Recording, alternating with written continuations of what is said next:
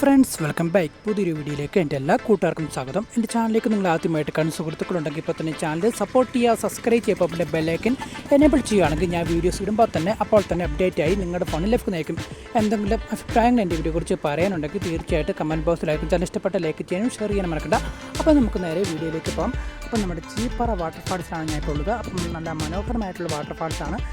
അത്യാവശ്യം നല്ല അടിപൊളിയായിട്ട് കാണാൻ കാഴ്ചകളുണ്ട്. നമുക്ക് മനോഹരമായിട്ടുള്ള വെള്ളച്ചാട്ടം തന്നെയാണ് നമ്മുടെ ചീപ്പാറ.